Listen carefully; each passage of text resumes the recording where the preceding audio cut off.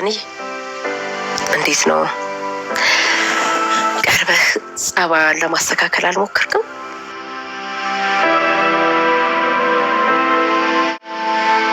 እየሞከርኩ ነው ናታኒ። እስኪ እንደው አትደብቀኝ፣ ባልወልድህም ልጄ ነህ። ኬቢ ጋር ፍቅር ቢጤ ነገር አለዘ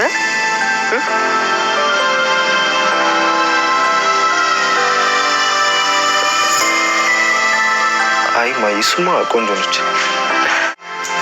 ዳጣ እንዳለች አይዋ በቃ ዝም በይ እናገራለሁ እንዴ ተናገሪ እንጂ ዳጣ ምንድን ነው ያለች? ለምን ደግሞ አትናገሪው? አንቺ ኮቴቢስ ምንድን ነው ግድግዳ ስር የሚለጥፍሽ?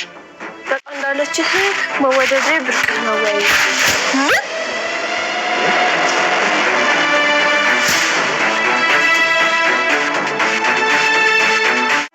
መፍትሄው ደግሞ ያን ሰው መራቅ ነው። ይኸውልሽ ክፉ ሰዎች ከፈንጂ በላይ አደገኛ ናቸው። ያለ ምክንያት ማጠላችሁ በደንብ ምክንያት አላት። ምክንያቱ ደግሞ አንተ ነው። ለዚህ ነው በአንተ ጦስ ተሰቃየው የምትይ? አሁን እንዴ ለሱም ቢሆን እኮ መድኃኒት አለው። ምንድነው መድኃኒቱ? ኤቢ በማያገባሽ ነገር አትግቢ። በቃ ሰላም ታያት። መናገር ካልፈለገች እኛን ምንም ነገር አያገባን። ለምንድን ነው የማያገባን? ቆይ አንቺ ማየ ሰላም ልጅ አባት አያስጨንቅሽም? አያስጨንቀኝም። ልጁ አድርጎ ይጨነቅበት፣ እራሷ እናትየዋ ትጨነቅበት። ዛሬ ጉድ ሆኗል። ረው አጣብቂኝ ውስጥ ነው የገባው። ቤተሰቦቻችን በሚገርም ሁኔታ እንግዲህ ዳጣን አስቀናለሁ ብሎ የጀመረው ኩርፊያ ወይም ደግሞ በነገራችን ላይ የሰላም ምክር ነው። ጥሩ ነው እኮ አሪፍ ነው። ከዳጣ ጋር ሰርቶ ነበር፣ ግን በዚህኛው ሳይር ሌላ ፌክ አምጥቷል ማለት ነው። እንግዲህ ወይዘሮ ማርታ ያው ለልጇ እንዲሆን የማታደርገው ነገር የለም። ምክንያቱም የልጇን ባህሪ ያወቀችው እንደው ዲህና ባል ብታገኝ ምናምን እያለች ማለት ነው። ባህሪዋን ጥንቅቅ አድርጎ ያውቃታል፣ ምን አይነት ሀሳብ እንደምታስብ። ባህሪዋ በጣም መጥፎ በጣም ከባድ ነውና ግን ሁሌም ያው ወይዘሮ ማርታ የምትመኘው ናታንን እንድታገባ ነውና እሱ እንደዛም እንድታደርግ ፑሽ ታደርጋታለች ሁሌም።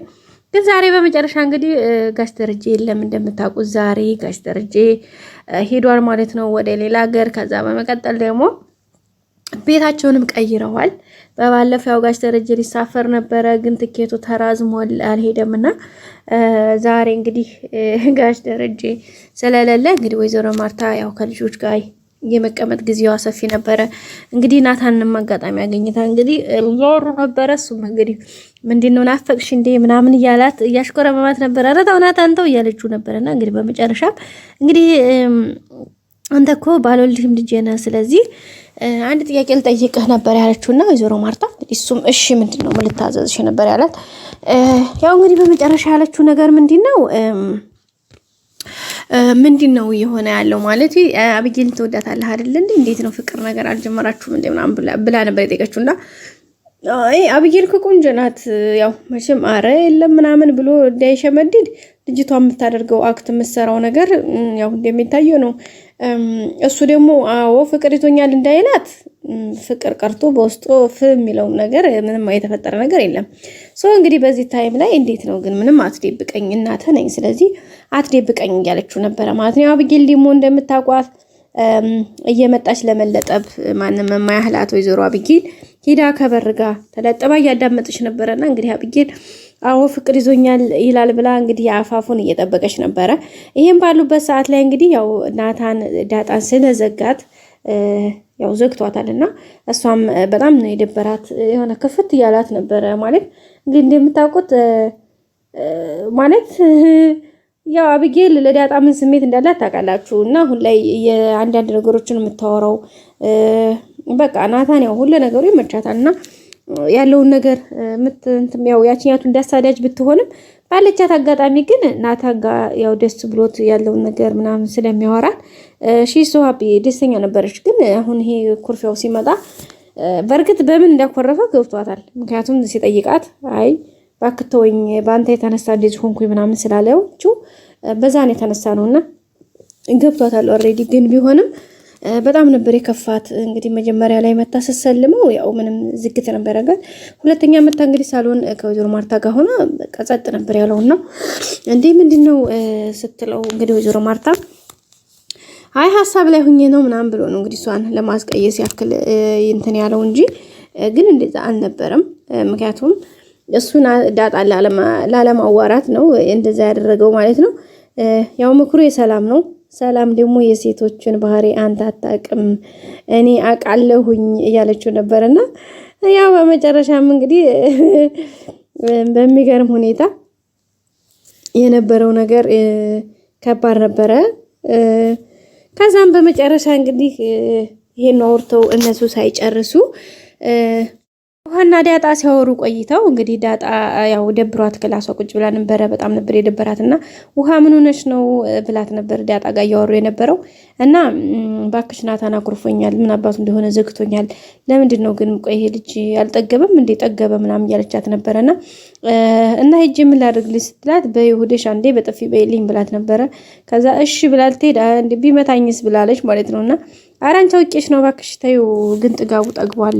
ሂጂ ባክሽ አሁን ከኔ ጋር ሂጂ እነማይ ሳላናቸው ሂጂ ሳሎን ብላት ነበርና ልትሄድ ስትል ምን ልበለው ናታንን ስትለው ማፍቀር ወይም መውደድ ብርቅ ነው ወይ ብለሃለች በይው ብላት ነበርና ቀጥታ እንግዲህ እነሱ ወይዘሮ ማርታ ናታንን አብጌልን እንዴት ነው አፍቅርሃታል አይደል ምናምን ያለች እየጠየቀችው ውሃ በመካከል ገባች። ውሃ በመካከል ገብታ ናታን ዳጣ እንዳለችህ ብላ እንግዲህ ወሬውን ነበር የጀመረችውና ዳጣ ያው ማለት ናታን ማስቆም ፈለገና አይ ውሃ በቃሽ ምናምን ነበር ያላት። ምክንያቱም አብጌልን አያታያችሁ አንደኛ አብጌልን አያ፣ ሁለተኛ ደግሞ እናትየዋ ፊት ስለሆነ ከዛ አይ በቃ ውሃ ተይው ምናምን ሲላት እምየው እናገራለሁ ምናምን እያለች ነበር ውሃና እንግዲህ ናታ ማን ነው አብጌል ተለጥባ ያው ግድግዳ ላይ መለጠብ ነብሷ ነውና ተለጥባ እያዳመጠች ስለነበረ ያን ያላችላት ብሎ እንግዲህ እየሮጠች ነው የመጣችውና ከዛ እየሮጠች መጣ። እንግዲህ ተናገሪ ምንድነው ያለችሽ ተናገር ነበር ያለቻትና ውሃም እንግዲህ እሺ ዳጣ እንዳለችህ መውደዲ ብርቅ ነው ወይ ብለሃለች ነበር ያለችና እንግዲህ ወይዘሮ ማርታ በጣም ደንገጠችው። አብጌልም እንደዛው አስባችሁታል የልጇን የፍቅር ልጇን አዎ አብጌል በጣም ነው የምወዳት ፍቅር ይዞኛል ብላ ይለኛል ብላ እየጠበቀች እያለ በዚህኛው ሌላ አማርኛ ሲመጣ በጣም ከባድ ነው። ሁለተኛውን ጋሽ ደረጃ የለም። በዛ ላይ ዳጣ ለምን እዚህ ቤት እንደተቀመጠች ግራ ጋብቷታል። ወይዘሮ ማርታም ራሱ ያው ራሷን ስላሳመነች ነው እንጂ በጣም ነው ውስጧ እንትን እያለ ያለው። እንግዲህ አብጌል ደግሞ እያያችሁ ነው ሰላሟን የነሳቻት። ስለዚህ በዚህ መካከል ላይ ደግሞ አብጌል መቼም አላርፍም ብላለች። ይሄ ነገር ተጨማምሮ እንግዲህ ዳጣ እርግጠኛ ነኝ ከቤት እንድትወጣ መገደዷ አይቀርም ብዬ አስባለሁኝ። ከቤት ደግሞ ጋሽ ደረጃ ደግሞ በምንም አይነት ሁኔታ ዳጣ ከቤት እንድትወጣ አይፈልግም። በዛ ላይ ደግሞ ናታንም ቢሆን አሁን ልታዋት በቃ ምርጥ እህት እኮ ነው የምትሆን ምናምን እያለ ነበርና ያው እንትና ደግሞ አይሆንም እንደዛም አይሆንም ብለዋለች ማነው ሰላምዬ። ያን ነገር ለማስተካከል እየሞካከረ ነው። እሱም ግን ያው ነገሮች ትንሽ ከባድ ነውበታል። አሁን ትንሽ አጣብቂ መግባቱ አይቀርም እሱም። ሁለተኛ እንግዲህ ወይዘሮ ማርታም እንግዲህ እዚህ ጋር ቆጥት ብላ ወይ ተነስታ ማለት ምናምን ብላ ነው የምትሄደው። እንግዲህ አብጌል ደግሞ እዚህ ጋር ተመቻት። አየሽ አይደለም አየሽ ዳጣ ምንም እንትን የላትም ትኛለሽ። አየሽ አይደለ በጣም ነው የምታስቸግረው። እሱ ግን እኔን ይወደኛል ምናምን አይነት ነገር ነው የምትለው። ምክንያቱም አይ ቆንጆ ናት ብሏታል። አያችኋ እዚህ ጋር ሲደማመር እንግዲህ ዳጣ ሌላ ሪስክ ውስጥ ገባች። ናታንም ሌላ ጭንቀት ነው የሚገባው። በእርግጥ ስሜቷን አይቶታል ኦልሬዲ እንዴት እንደሚከፋት እንዴት እንደተደበረች ምናምን ለሱ ያላትን ስሜት በትንሹ የተረዳ ይመስለኛል ማለት ነው። ቤተሰቦቻችን ያው ለዚህ ሁሉ እንግዲህ ዋና መካሪ ዋና ተዋናኝቱ ሰላም ናቸው። አብጌል እንደምታውቀው የሰላም ሴራ ነው አይደል ይሄ ሁሉ እያለች ነው ሁሌ። ምክንያቱም ነገሮችን ስለምታዳምጥ እንደ ግንደ ቆርቆር የሆነ እንጨት ላይ ተለጥፋ የሆነ በር ላይ የሆነ ግድግዳ ጋር ተለጥፋ ነገሮችን በጣም ረጅም ሰዓት ስለምታዳምጥ የሁሉንም ሰው ስሜት ታውቀዋለች። ታውቃላችሁ አይደለ? ደግሞ በዛ ላይ በጣም ነው ነገሮችን ለምትፈላሰፈው ሰው ያ ነገር ሲጨማመር እንግዲህ አብጌልን ያው ገደል መግባቱ አይቀርም። ናታንም ተይ ብሏት ነበረ እንግዲህ ያው አባቷን አሁን ደግሞ አባቷና እናቷን ማለት ወይዘሮ ማርታ ዱባይ መቼ እንደመጣች እና ጋሽ ደረጀ የዛን ሰዓት ነው ይሄን ነገር ያደረገው ብላ አሁን ወደ ድምዳሜ ላይ እየደረሰች ነው። ያ ማለት የሰላም የልጁ አባት በእርግጠኝነት አባቷ እንደሆነ የምታምንበት አይነት መንገድ ላይ ነው ያለችው። እሱንም እንግዲህ እንድታምን ያደረጋት ነገር ምንድነው? ጋሽ ደረጀ ማለት ወይዘሮ ማርታ ወደ ዱባይ በስራ አጋጣሚ የመጣችበት ቀኑ ሲቆጠር ወደ 6 ወር 7 ወር ገዳማ ሆኖታልና ከዛ ጋር ኮምፔር ስታደርገው የሰላም እርግዝናና የጋሽ ደረጀ የሄደበት መንገድ በጣም ተመሳሳይና የተገጣጠመ ነውና በዛ ምክንያት እንግዲህ በጣም ነው ራሷን እንትን ያደርግች ያለችው። ኦሬዲ አሳምነው አሁን ወደ 100% ነው ማለት ነው። ለእናቷም እንግዲህ ልትነግራት ጀምራላት ነበር። እናትየዋ ግን ምንም ፊት አልሰጠቻትም። አጠገቤ ተነሽልኝ አፈርቢና በቃ ተይኝ፣ አንቺ እንደ ፔንዱለም ነገር ማመላለስሽን ላትተይ እኔንም ሰላሜን አትንሺ ብላ እንግዲህ ካጠገቧ አብራታለች ማለት ነው። ውድና የተከበራችሁ ቤተሰቦች እስካሁን አብራችሁ ስለነበራችሁ አመሰግናለሁ። ላይክ ማድረጋችሁን አትርሱ። ሰብስክራይብ አድርጋችሁ የደወል ምልክቱን በመጫን ቀጣይ አዳዲስ ቪዲዮዎችን ስንጭ እናንተ ጋር እንዲደርስ ይረዳል። መልካም ጊዜ በያላችሁበት። ወዳችኋለሁ። ላይክ አትርሱ። ባይ ባይ።